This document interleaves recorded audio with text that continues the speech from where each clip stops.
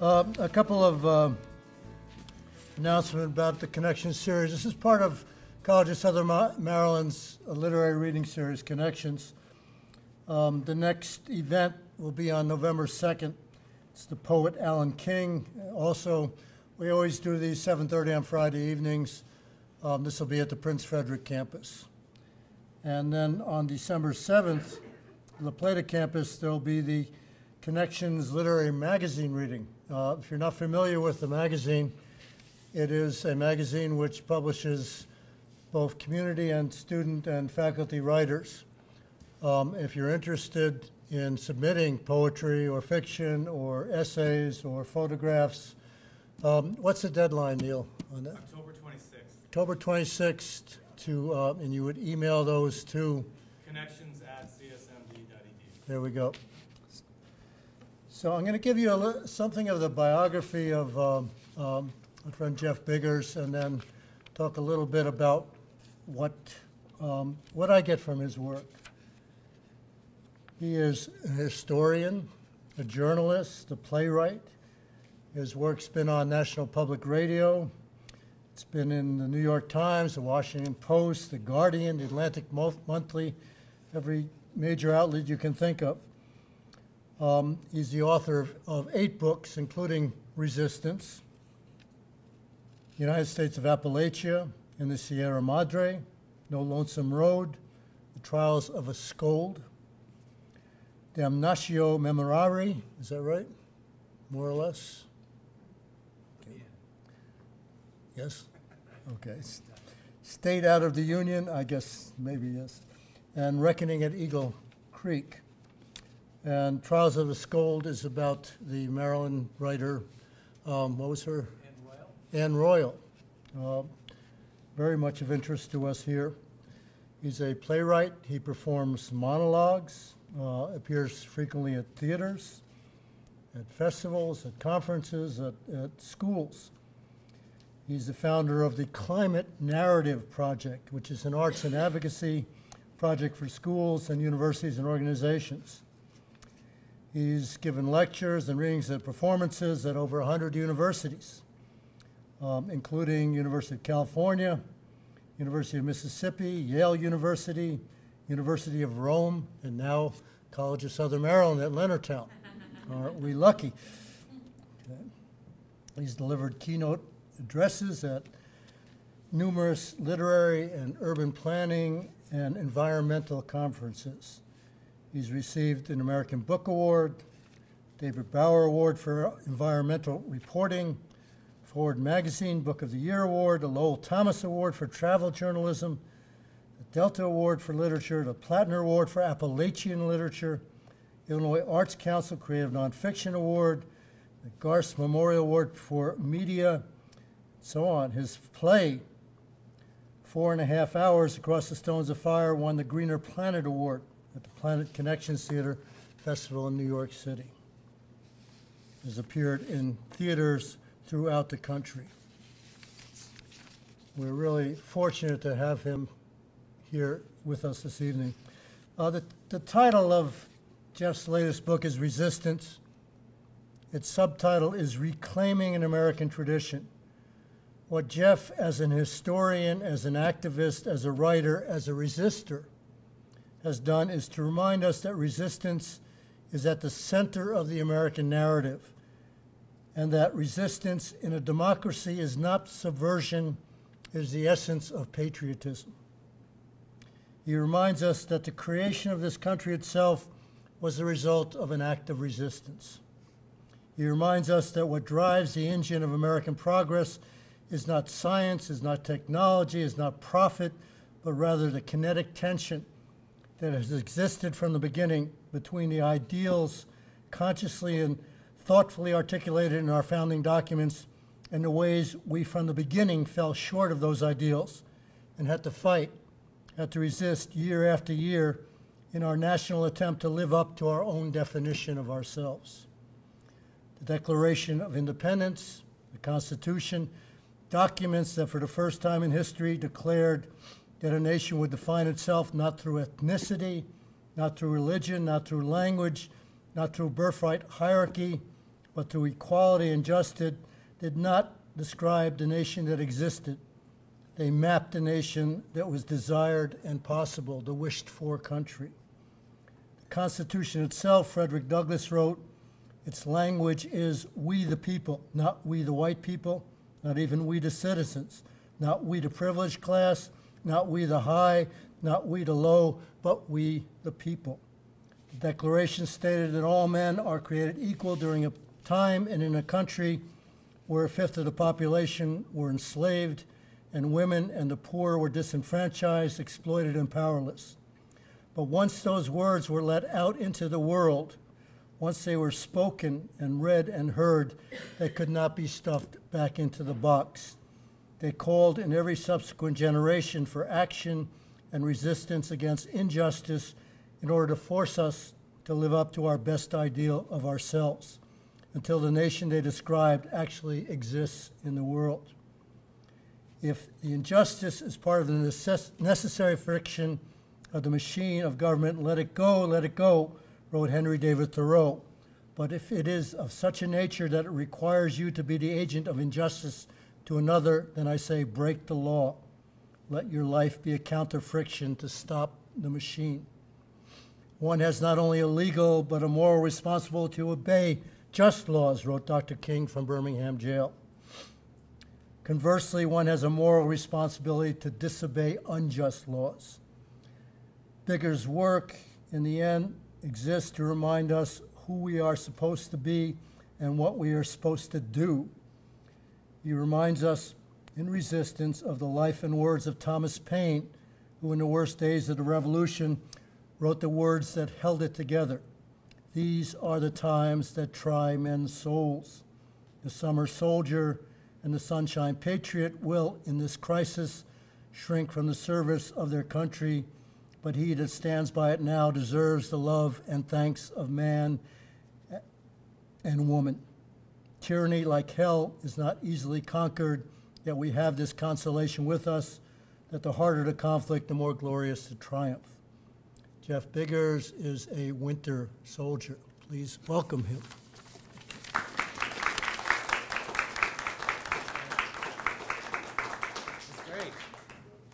Wayne Carlin don't need no microphone. That was beautiful, Wayne. Great. Really appreciate that.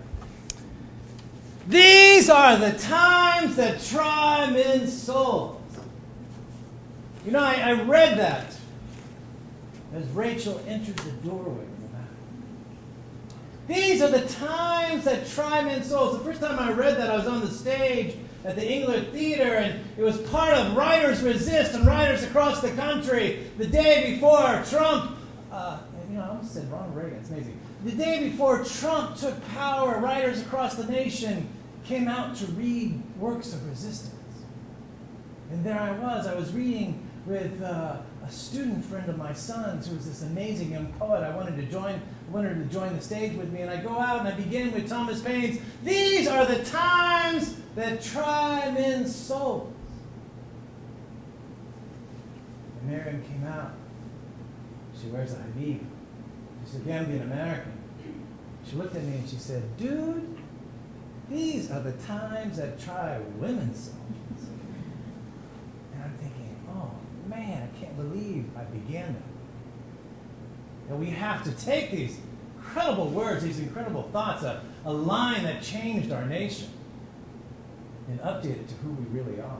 And I thought about that today. I got out of Union Square there in Washington, D.C., and I wanted to go to the Capitol because, of course, Brett Kavanaugh is going to be voted upon. I wanted to see this amazing movement, and I go there, and I'm racing to get there, and I'm going to do these interviews with people, and I can't believe there's going to be this amazing march. And there's this huge crowd circled around this man, and I'm thinking, these are the times that try our souls. And it was this naked dude that was screaming in front of the Capitol about nonsense. And he had somehow managed to get this ring of people to watch it. And I'm thinking, wait a minute, where is the resistance? Where is this incredible movement? What happened? We went next to vote. You couldn't believe what happened today.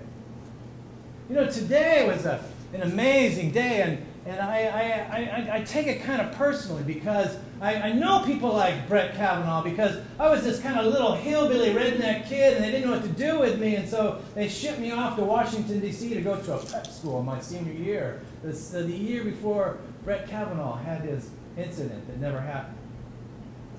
And I couldn't believe what I walked into, this incredible sense of privilege and affluence. These kids who were talking about Harvard and Yale one day and then had these mayhems of parties on the weekends with no parents around and the drugs and the alcohol and the sex. And I was thinking, wow, you know, this is something completely otherworldly than I can imagine. And then yet we would go back on Monday and there were kids amazingly in their classrooms and they could recite Shakespeare from memory. They could do this amazing work and they were talking about going to Harvard and Yale and Harvard and Yale and Harvard and Yale, and there was this sense of maintaining the aristocracy. And for a redneck kid, for me, you know, trying to understand, wrap my mind around what is this kind of power structure, this power, not a vacuum, but in fact this dust devil that was happening in Washington of these kids who knew one day that they were going to be on our Supreme Court. And it made me want to go back and understand our history and my role in it. My role as someone who was part of We the People, right? I'll never forget, I was in a bar in New York City. It was in 1826. I remember it well. I was a young man. That's the first giggle we had. Thank you. Loosen up the crowd a little bit here. You know, it's Friday night, and you're all wondering, man, is it Sunday or? And there I was in this bar down in Manhattan. It was in Greenwich Village, and it was 1826, and there was this old drunk in the corner, and I couldn't believe it. You know, he was just going on and on about the aristocracy and what he did, and don't people understand what he did. And I said, you know, what is your name? He said, my name is Luther Martin. Luther Martin. And I'm like, well, the guy's so drunk, he's got his name backwards. His name is probably Martin Luther. And he said, no, my name is Luther Martin. I'm from Maryland. I was the delegate of Maryland to the Constitutional Convention. I'm like, Luther Martin, I've never heard of you. And he began to tell this story in incredible detail. And he was broken down. He was living with Aaron Burr. And if you've seen Hamilton on stage, you know Aaron Burr is the bad guy, but we got to like him anyway because he's in Hamilton. And Hamilton really is the bad guy. And he was like 200 years before he should have been on stage. But anyway, it's another story. Here's Luther Martin telling me, do you understand I was one of 3 people who walked out of the convention.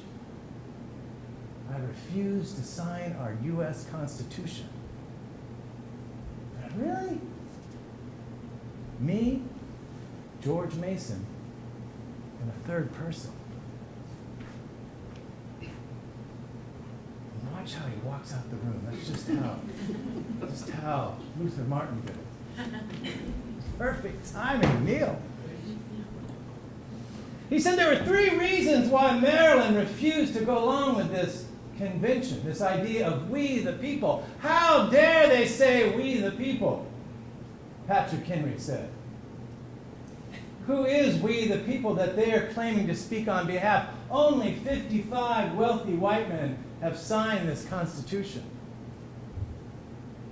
And Luther Martin said, we tried to explain to him, me and George Mason, of course. If you've ever been up by Washington, there's George Mason University, of course, out in the suburbs of Virginia, who went on to become this amazing person, the person who put the pursuit of happiness into life, liberty, and the pursuit of happiness.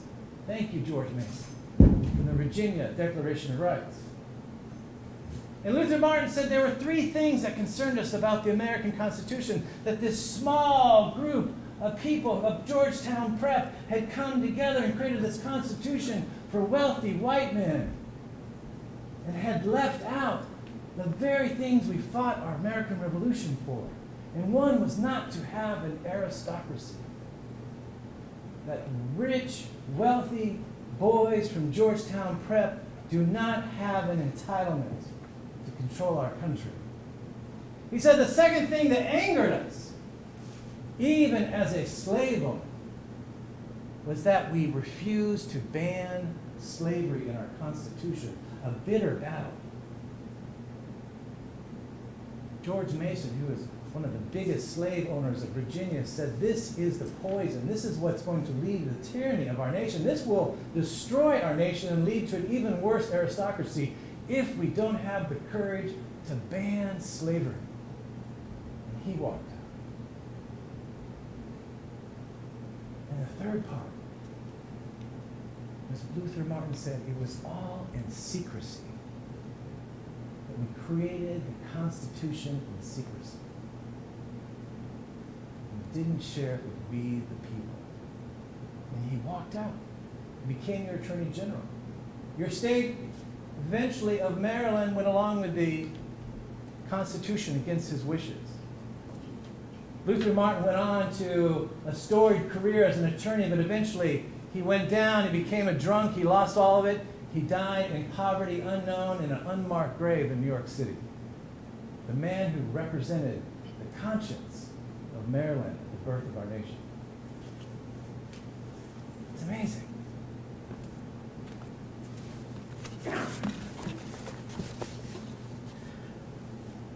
Let them call me rebel and welcome.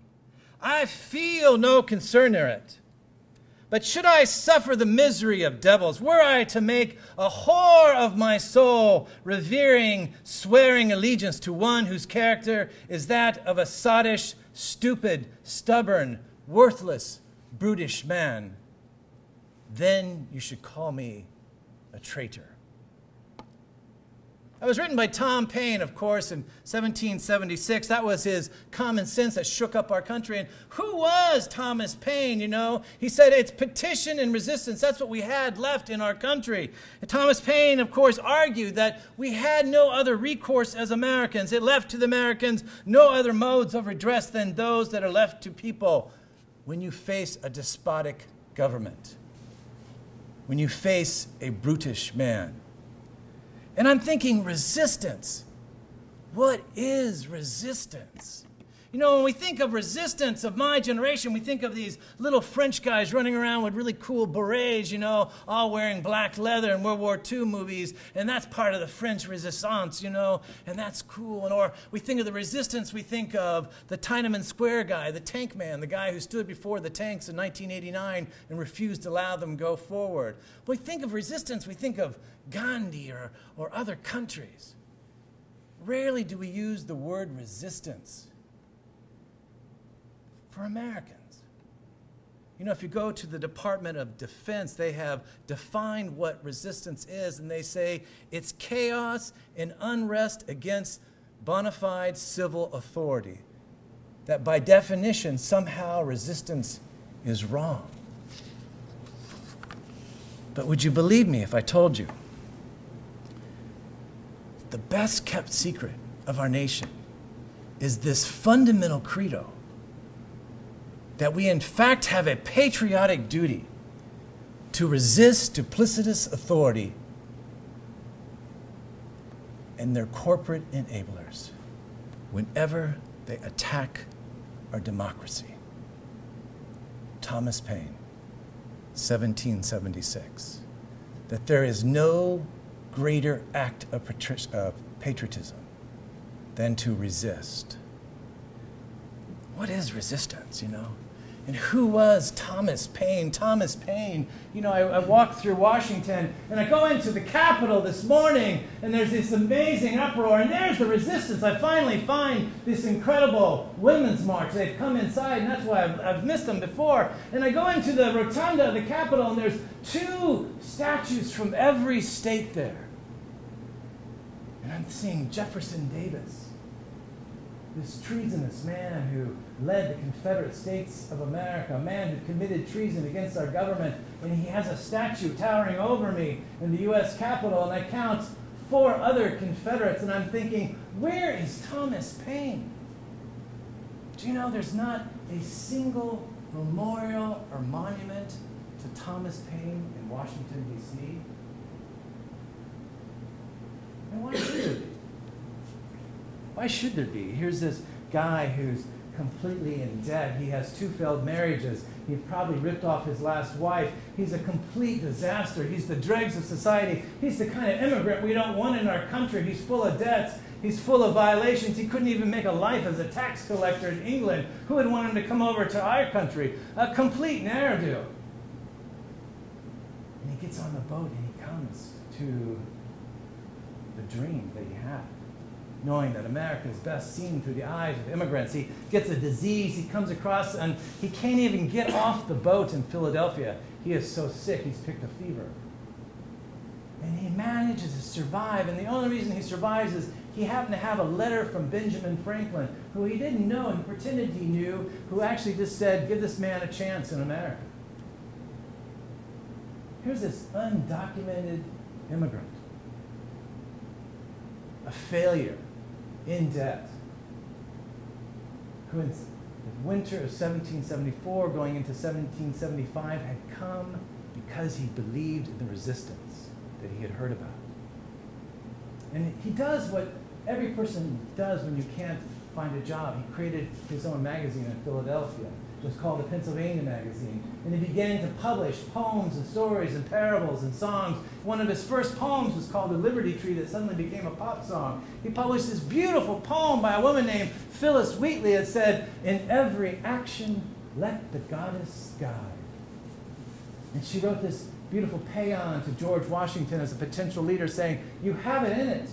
You, to be a great leader, don't you understand? We must resist tyranny. I understand tyranny because you have ripped me from my cradle in Africa and enslaved me.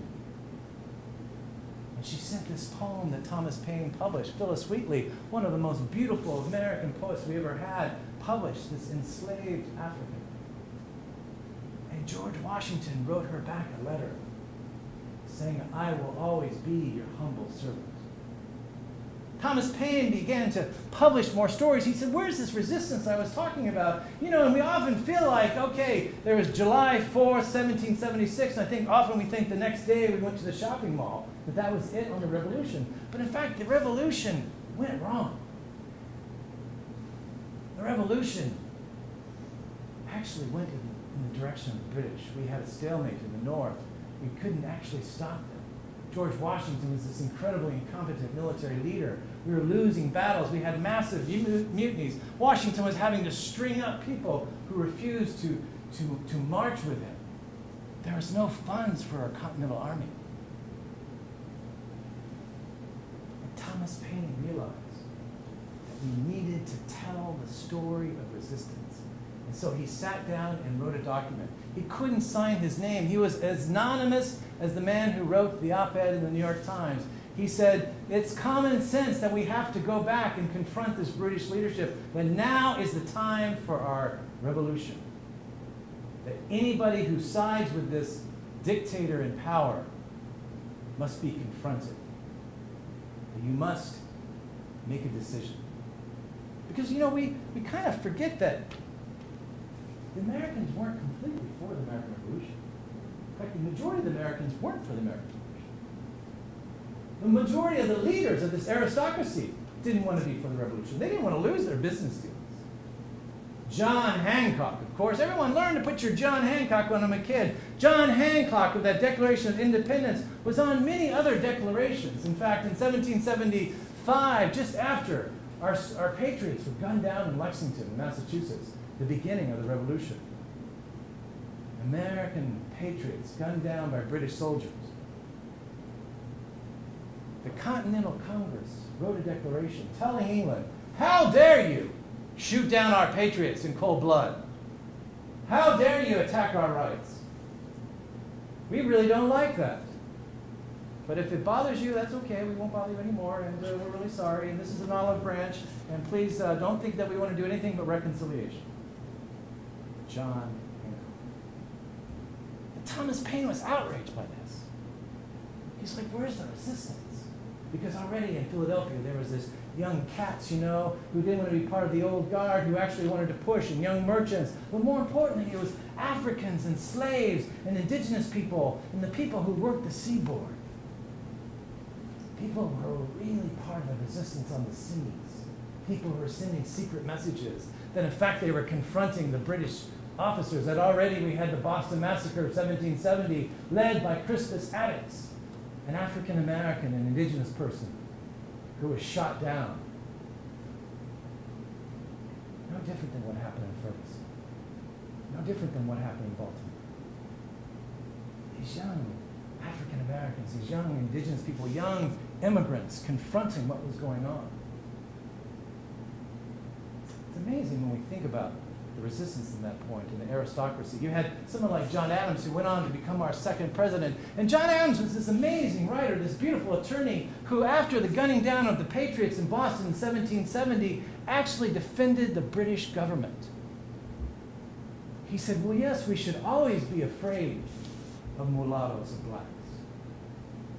Who wouldn't be afraid of them? They're like Myrmidons. This was the savage tribe from Greece. And it was only until 3 years later that the resistance changed John Adams, who then, after the Boston Tea Party in 1773, joined it and said, this is marvelous. We should be doing all sorts of acts of violence. And it took him 3 years to join that resistance.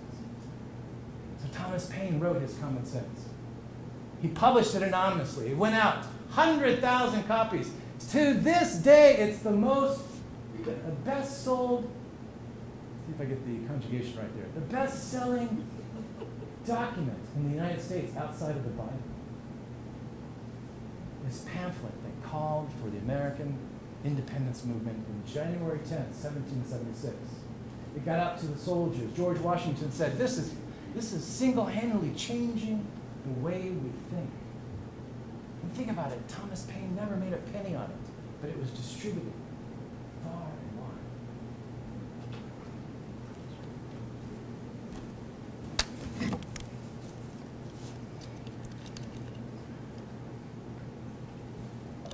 Let every action the goddess guide. John Hancock, of course, signed the Declaration of Independence July 4th, right? And they didn't print it until about 2 months later in Baltimore. All those brave men who put their name to it. John Hancock. But there was a brave woman from Maryland who defied them all. Catherine Goddard, printer, Baltimore, Maryland.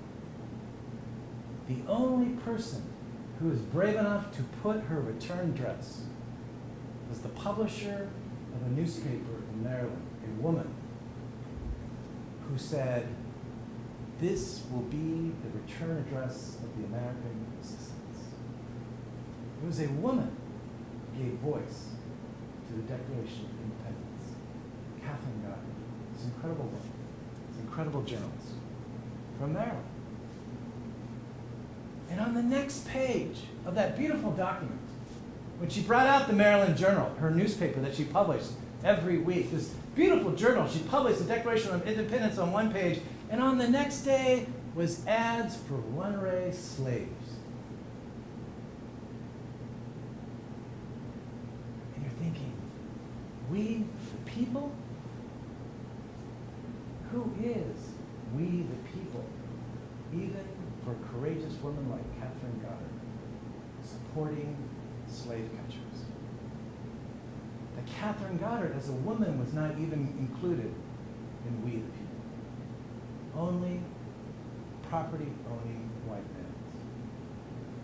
It's this incredible struggle, this incredible resistance we had, this incredible struggle for we the people. Who is we the people? Patrick Henry demanded. Who is this we the people? And of course, that phrase was very funny because it was part of a long, long text. And someone at the very end said, you can't have that long, long text because we don't know if all the states are going to sign off on this. So let's just put we the people. And so it was actually an accident that we had that hallowed phrase become so important to us. And that struggle went on. That struggle went on, and that struggle has gone on till today. That the resistance movement has always been about defining who is we the people. That's what I'm going to talk about today. I'm going to talk about it just for a little time. It's Friday night, so it's to 8. Usually this is about 3 hours worth. Is that okay?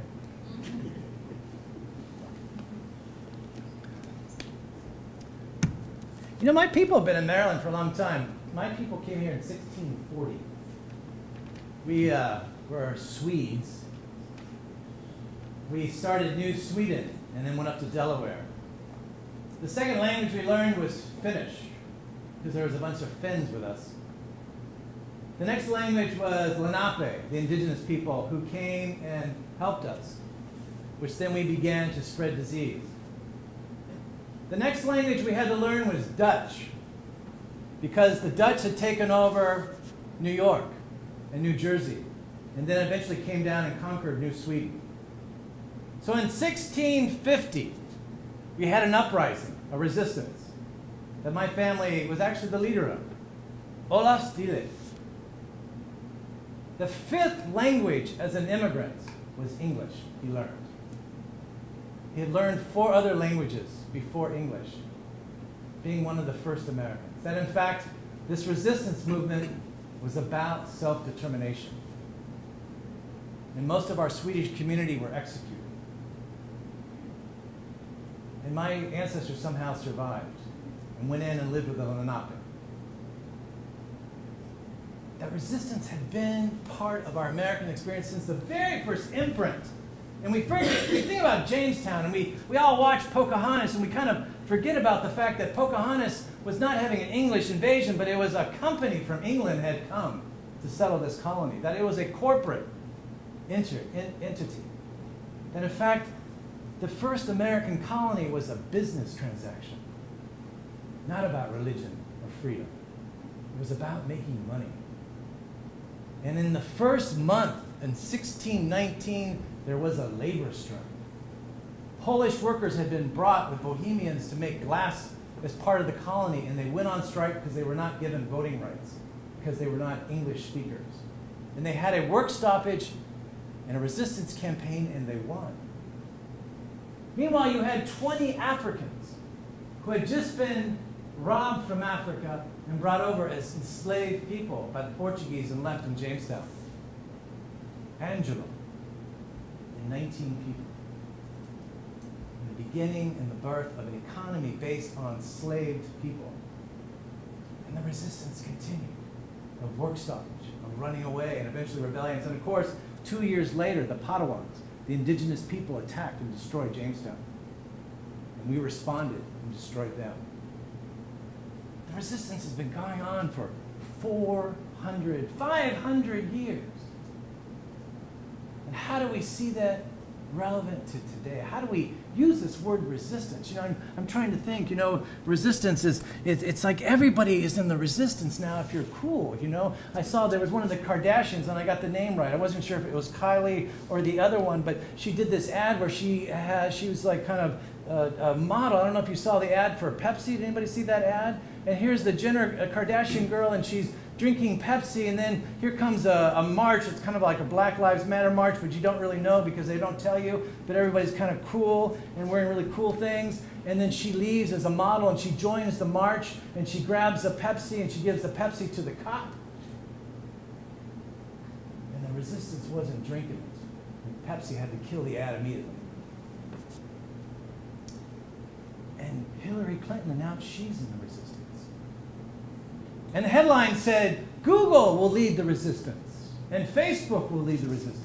And so suddenly the word resistance came out after Trump as if it was a new thing, it was a marketing thing, it was kind of something that you could pay a membership to. And everyone thought the resistance is something new. And we're wondering, wait a minute, what is the roots of these resistance? How do we go back to Thomas Paine, who talked about this reality? Thomas Paine, who gave us this strange word. Thomas Paine wrote in 1775, the United States of America should become our reality. This is the man who gave us our name as a country. The man who turned the tide of the revolution. John Adams, who hated Thomas Paine because he was not part of the aristocracy. He was a commoner. He didn't even own slaves. He owned nothing. He was broke. He was a drunk. He couldn't hold a marriage together. He had this huge nose. I mean, how could he be the leader of the American resistance? And yet, John Adams wrote, it was not the sword of Washington but the pen of Thomas Paine that won the American Revolution. It was our role as writers to tell a story and tell the truth. And this is the resistance. The resistance is not just civil unrest. The resistance is not just protest. We know that stuff. That's requisite stuff that we already know. The resistance is not just voting out bad people. We know that stuff. The resistance has been about repeopling the American story of people who've been left out. It's been about reclaiming the public commons.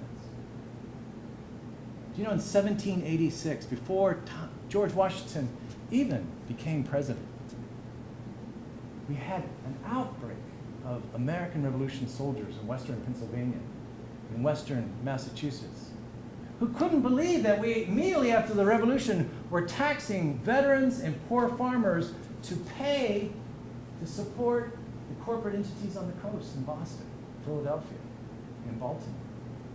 This amazing resistance movement already realized saying that's not why we had the American Revolution to support this aristocracy. We had an American Revolution for we the people, and therefore we have to continue to reclaim that public commons. I'm going to talk about 4 areas really quickly. First area is immigration.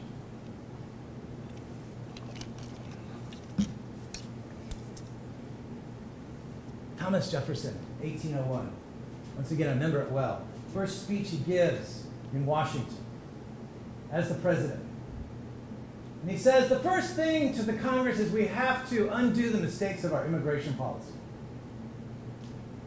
That our nation should be a sanctuary for immigrants. And what he was responding to is, remember, Thomas Jefferson was our 3rd president, that our 2nd president had created the Alien Act that gave him the right to deport anyone he found dangerous. Thomas Jefferson said, this is wrong. We created our nation to be an asylum for all people. And I thought about that this summer, as we're reading the decision that the Trump administration, of course, after 3 attempts, passed a bill that blocks the travel ban of anyone coming in from the country from these 7 largely Muslim countries. Something that completely was against the initial idea of America as the asylum. And in the incredible Supreme Court decision, think about it, even before we had Brett Kavanaugh on the bench, was this incredible thing that Trump has the right to block people from entering our country based on religion and ethnicity. And this is something that's heavy about what's going to be happening with our Supreme Court now. This is why people were protesting this week, thinking that if the Supreme Court continues to uphold these laws, such as this, it completely contradicts our Constitution, and we go into a constitutional crisis. But there was one paragraph written by Scalia, Justice Scalia, that no one looked at. And he said, whatever you do, do not confuse this case with Fred Korematsu. Because we all know the case against Fred Korematsu was wrong, that he was treated unjustly. And therefore, I will throw that case out, and it will no longer be recognized by the Supreme Court. And I'm thinking this is a historic decision.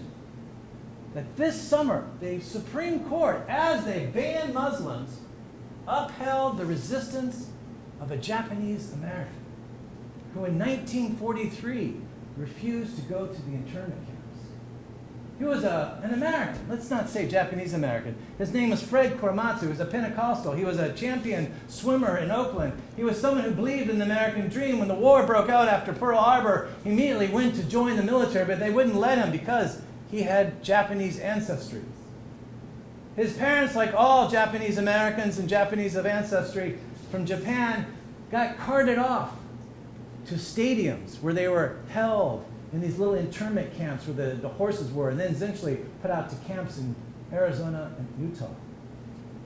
But Fred Korematsu refused to go. As a young man, he dated this Italian woman that he was not allowed to marry because of the race laws in California. he had a botched operation on his eyes. He walked the streets. He said, I'm not going to give in to something I know is wrong. So the police arrested him. Fred Korematsu was taken to jail. He was prosecuted. He was put into the camps, but he decided, against the wishes of the ACLU, he took his case to court, and the local ACLU supported him, not the national. He lost his case at the first court. He lost his case at the appellate court. He went all the way to the Supreme Court, and they upheld the right to intern American citizens during a time of war. Fred Korematsu was put back into the internment camps. But he never gave up. He said, I am right. I'm an American citizen. This is against my constitutional right. And he kept his resistance going. After the war was over, Korematsu went back to Oakland. He began his own business. He had a family. He lost his Italian girlfriend, of course, because of the war. He went on to lead his life, but he continued to petition for what he said was a wrong Supreme Court decision. And President Jerry Ford in the 1970s finally passed a declaration. Reagan passed a declaration that gave acknowledgement that we had made an error with Japanese Americans. And in 1983, we passed a proclamation. That law was stripped down, but they still never admitted that they had done the wrong thing. Fred Korematsu was right. Fred Korematsu continued to push. In 1989, finally, an appeals court opened up the case again, and the American government vacated its order. It didn't agree or apologize or admit it was wrong, but it said, we will no longer use this case. And therefore, Fred Korematsu is free. He no longer has a criminal record. That wasn't enough for Fred. He said, I don't need to apologize. You need to apologize to me. Fred Korematsu died. The Washington Post wrote, this man is as important as Martin Luther King. He is important as Gandhi in terms of his personal resistance against a constitutional violation. And this summer, the cruel irony was, just as the Supreme Court upheld Trump's ability to ban people based on religious preference, threw out the case of Fred Korematsu and said he was right. His resistance won. And that resistance has to continue, this undoing the mistakes. When Eleanor Roosevelt actually came to visit the Japanese internment camps in 1943, she couldn't believe it. She was there against the wishes of FDR. FDR didn't want her to go, and she went and she witnessed, and she said, this is completely wrong. She said, we have to undo the mistakes of our immigration policy, just as Thomas Jefferson had said in 1801. And this continues this resistance we have as immigrants. The second area I want to talk about is the aspect of resistance as a truth and justice reconciliation.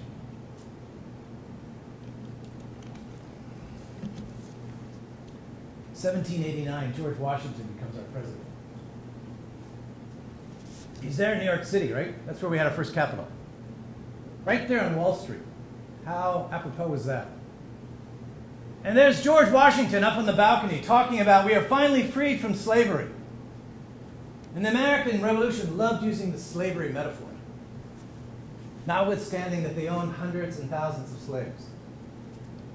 And there in the audience was a young woman who listened to George Washington. She that morning had helped Martha Washington dress because she wasn't an enslaved American. She was what they call a dowry slave, meaning that she never would get her freedom. She would be passed on from generation to generation as a gift. She heard freedom from tyranny, freedom that we have reached this point, that we have changed. And she knew many of George Washington's enslaved workers had run away during the American Revolution, that more African Americans actually sided with the Loyalists than they did with the American Revolution. And then they went on to Canada, and then they went on to Sierra Leone. And so She joined the presidential mansion in New York City. She was the seamstress, and she was the one who fit. She was the household person to Martha Washington. And then they moved to Philadelphia, where our second capital was. And there in Philadelphia, she helped them serve dinner, and she took care of the children. And she heard toward the end of the term that she was going to be handed down to George Washington's granddaughter as a gift. George Washington had a few months left in his term. And of course, in Philadelphia, you weren't allowed to have slaves. But they passed a law for members of Congress, as well as the president, that if you took your slave out every 6 months and then brought him back in, you would be able to keep him. And so, like clockwork, George Washington was obsessed with categorizing. We must go back to Mount Vernon and take our slaves. They passed the border, they stamped them, and they came back. Ona Judge knew they were going to be taken back to Mount Vernon, and she was going to be given to George Washington's granddaughter. And one day in 1896, 1796, 200, Ona Judge fed George Washington in the presidential mansion. She went to the kitchen, she put the plate down, she opened the door, she shut the door, she walked to the seaport, she got onto a skiff, and the little boat joined, went out to a bigger boat, and she went to New Hampshire and ran away. The next week, the President of the United States took out an ad, wanted escaped slave. Totally ungrateful. We treated her so well. Ona Judge stayed in New Hampshire. The New Hampshire senator helped hide her. George Washington found out. He sent people to go get her. And yet she got even more refuge from New Hampshire people. And she stayed there for the rest of her life. And it wasn't until 40 years later that she finally gave her first interview to an abolitionist newspaper. And they said, "How did it feel to be a fugitive of the first president?" She said, "I wasn't a fugitive. I freed myself. I'm part of the American resistance." And that is part of what we have to do today, is re-people our stories, retell the stories that people who've been left out apart about this discussion of who is we the people, be it in Maryland with Luther Martin, be it in Baltimore with Catherine Goddard and Declaration of Independence, be it so many people who have not even been mentioned in our resistance story. How do we begin the process of you reclaiming your role in the resistance? As students, as faculty, as parents, as people here, how do you begin to tell your story about today and what we're going through? My last chapter deals with the reality of the environmental movement, and that's really why I wrote this book. My 12-year-old son came to me.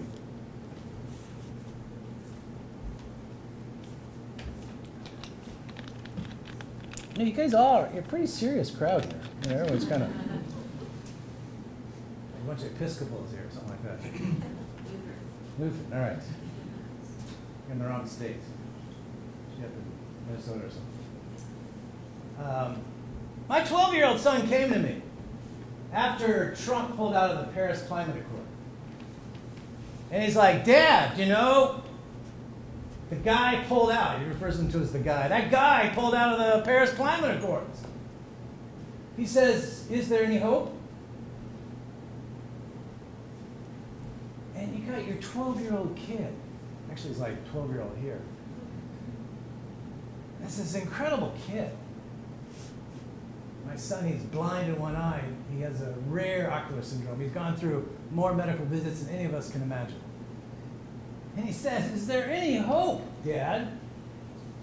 And so what do you do as a father? You know, I can tell him, "Yeah, just go back and play Fortnite, your stupid video game or whatever. Or go play some basketball, or just go leave me alone. Or yeah, go just recycle your pop bottle." But I couldn't do that. I couldn't be glib either, because my son is an Italian citizen because of my wife. He knows about La Resistenza. He knows from his grandparents that the resistance was an armed revolt. against the Nazis and the fascists in Italy. That the partisans fought back like his grandparents. So I couldn't be glib about resistance either. Are you really part of Resistenza, Dad? Meaning, are you going to take up weapons? Is there any hope? I didn't know what to do. You know, I didn't know how to treat this kid. I really didn't want to answer. I've already, as you can tell, I've given him years of lectures about climate change, and we come from coal miners, and he's been in coal mines, and he knows all about that stuff, and he can tell you, of course, that we don't even use microphones, Wayne, where I come from, because they're all connected to coal-fired plants, so we don't even want to use them. And my son can tell you these stories, but is there any hope? And how do you answer a kid, right? How do you answer a kid who's going to walk into a world where it's going to change 5 to 7 degrees and it'll be uninhabitable in his lifetime, according to a Trump administration report this week? And I told him, I said, I got to tell you, kid, about going to jail. I said, when I was 21, I was in Washington, D.C. in a jail cell. We had gone to protest the apartheid of South Africa. That we had a president named Ronald Reagan. And they named some airport after him. I still fly into Washington National, but. And Ronald Reagan said, apartheid is not our problem. That Nelson Mandela is a communist agent. That apartheid had kept black people in little reservations with no voting rights, even though they were the vast majority. Brutal, repressive regime that every Western country had denounced. And so we began to blockade the doors of the South African embassy for 442 days, getting arrested day after day, going to jail. And I remember I was in jail and I was going, this is really stupid. Why are people protesting? Protesting doesn't work. Reagan doesn't care. South Africa could care less what we're doing. And there was this old man sitting there. He had been a freedom rider in 1961 that came down from the north and into Alabama. And he said, I need to tell you a story about when I was in jail. I was a young man, and he was a former World War II veteran, and actually had been part of the CIA and then became a religious preacher. And he said, I came down to Alabama, and they beat the crap out of us as we integrated the buses. And we were thrown into jail, and I wanted to fight back. And the young American said, what are you doing? That's not part of what we're doing in our resistance. It's nonviolent. They sat him down and told him, hope resists. Hopelessness adapts. Hope resists, but hopelessness adapts. And you will just go along. But it's not a matter, is there hope or not? It's an issue that hope resists. You know, Thomas Paine said you have to take your children by the hand in this patriotic duty to know that what we're doing in the revolution is for their future. Thomas Paine, right after the American Revolution, wrote a letter to France. Abbé Raynal, who was a great writer there, had actually written his version of the American Revolution, and Thomas Paine was outraged because he made it seem like an issue of taxation and people who are mad about taxes. He said, that is not it. Don't you understand? The revolution transformed us. We are different people now. That if we agree to become Americans, then we will put aside our prejudice and make the revolution a transformative experience. In that very moment in Paris, the Americans were meeting with the Brits to finalize the final peace settlements of our American Revolution. 1783. Thomas Paine wrote that your decisions must not be America first. Do not go there with the arrogance. But if you are an American, you now are joining the rest of the nations of the world. That you must be guided by science. That we must meet at the temple of philosophy. There must be no religion, but all religions. But this was the only future for the United States was to become part of the global community based on science. He wrote that for the Paris Accords. And 235 years later, Donald Trump withdraws the Americans from the Paris Climate Accord as the only nation in the world. Even Syria, which is in flames and ruin, signed off. Even Nicaragua, which hated anything the Americans did, joined and signed on. Even North Korea signed the climate accords. And I'm thinking, petition and resistance. You have this fundamental duty to resist duplicitous authority and their corporate enablers if you choose to be an American. And I'm thinking, what does that mean for a woman? You know, that we're not attacking someone, but we're defending off attacks on democracy. What does that mean for a woman of Me Too who's saying, I'm not attacking Kavanaugh, I'm defending off the fact that I have been assaulted? That the hotline for sexual assault increased by 147%, as Christine Blasey Ford testified. That tens of thousands of women testified to assault. And this is resistance to tell their story. That the Black Lives Movement is about saying, we the people.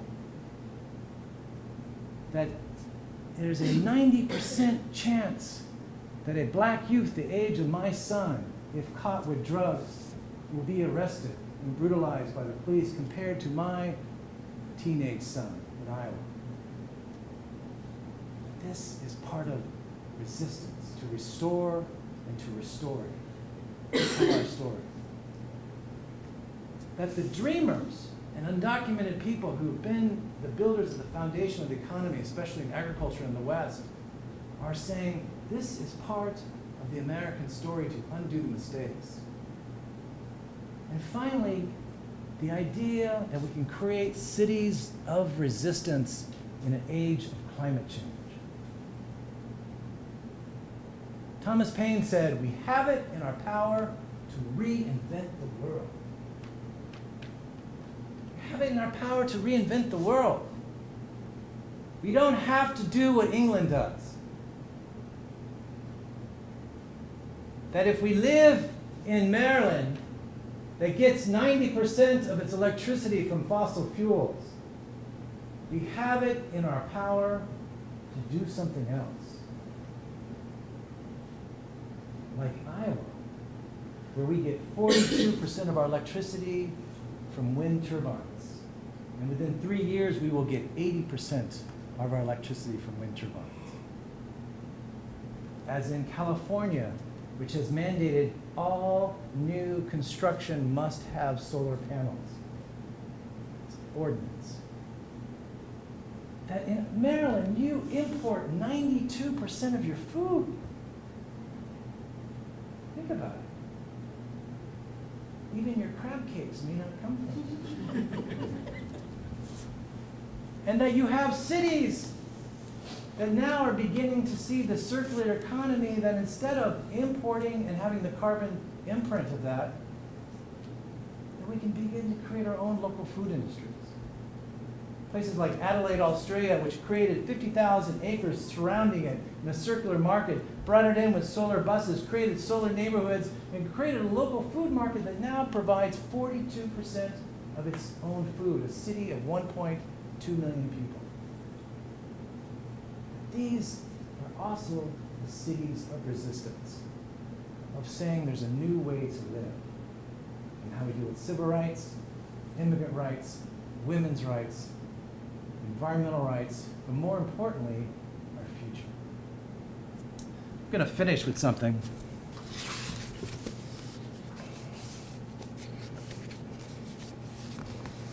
I'm going to finish with a piece from Thomas Paine that Wayne cited. I can find it here. I've reached that age where I can't read with or without my glasses, so a kind of middle-aged denial.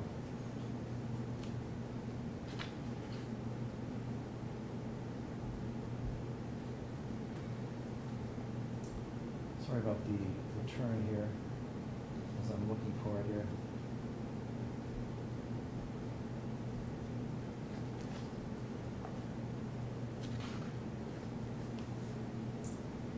In June 28th, in Maryland, which is really not that long ago, right? You lost 5 journalists. You had 5 journalists gunned down.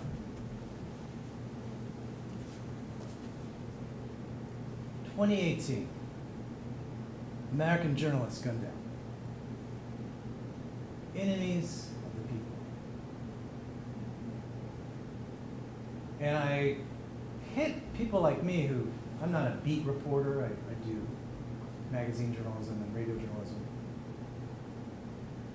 I've been in conflict zones, war zones, but to see that we have created a narrative where the leader of our country refers to my profession as enemy of the people, and to see 5 people from Maryland gunned down really hit home. That how much more are we going to wait before we begin to resist? Resist in the sense of tell the right story. Resist as in to stand up. In 1789, when John Adams became president, he was trying to maintain the aristocracy. The aristocracy of Georgetown Prep. If I'm #1 in Yale, that I should be on the Supreme Court. That's mine. That John Adams said, don't call me Mr. President, call me His Highness. And everyone looked at him and said, what? That John Adams passed a law called the Sedition Act that said if any journalist printed, published, or said anything against the American president or Congress, he could be imprisoned. And he imprisoned editors and journalists one by one, including here in Maryland.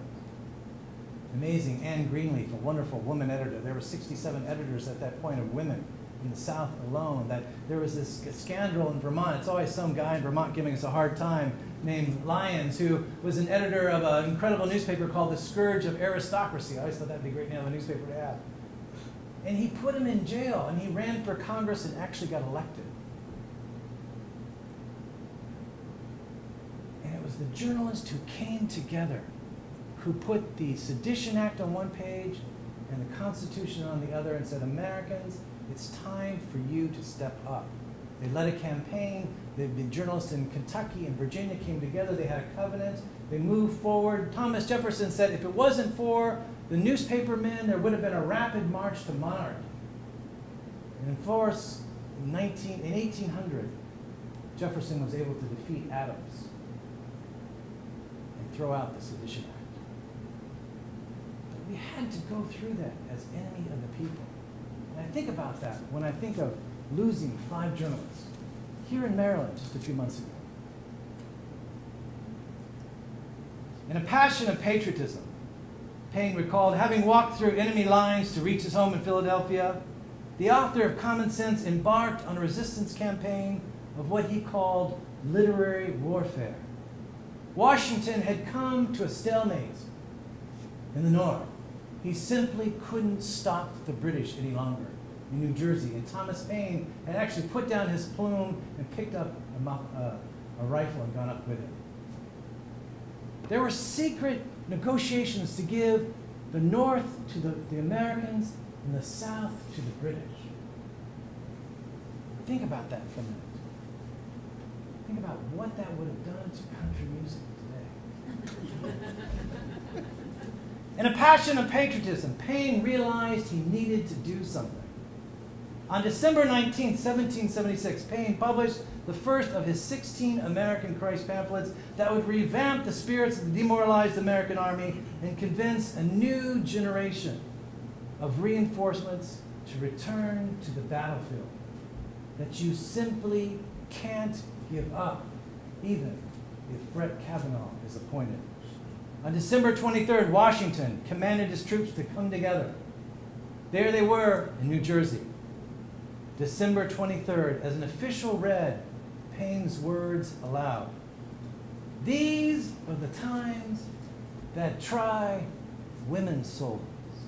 The summer soldier and the sunshine patriot will, in this crisis, shrink from the service of their country, but he or she that stands by it now deserves the love and thanks of all man and woman, because tyranny, like hell, is not easily conquered, yet we have this consolation with us, that the harder the conflict, the glorious the triumph.